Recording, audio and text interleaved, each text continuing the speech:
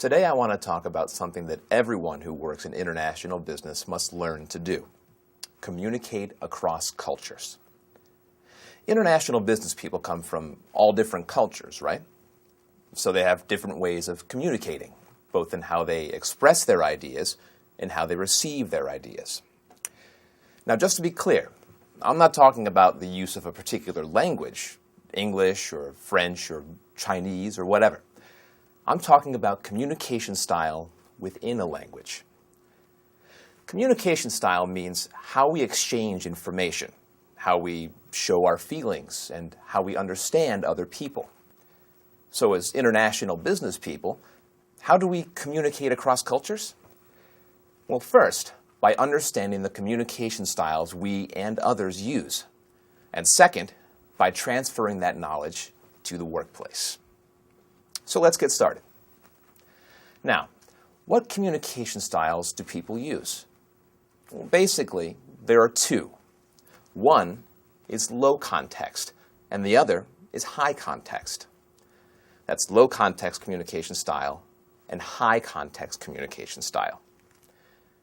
Let's first define context. Well, context is the situation or surrounding information, the nonverbal information that helps a person understand a message better. For example, someone walking in the door right now would understand that we're having a class just by seeing the context here, right? Desks, students taking notes, me standing here talking to you, etc. That's context. So, turning to our first communication style. Low context communication is when a person expresses an idea directly. They put the important information into words. In low context communication, we don't need the context or nonverbal information to communicate. The context is low. Words are what's important. Who uses low context communication? Well, culturally speaking, most North Americans and Europeans do. Let's look at an example.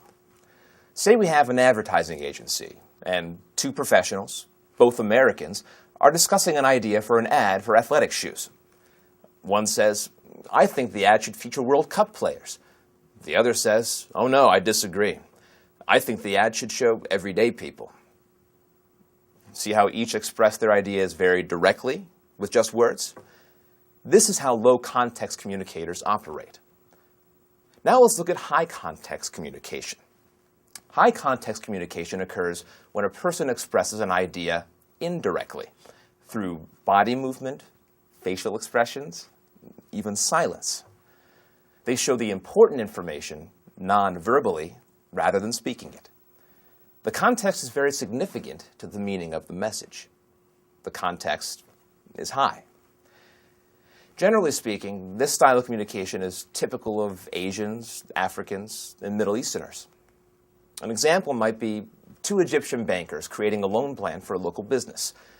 The first banker shows his partner a plan he put together the night before, numbers and dates and so on. The partner reads the plan and responds by remaining silent. The first banker gets the message. His partner doesn't like it.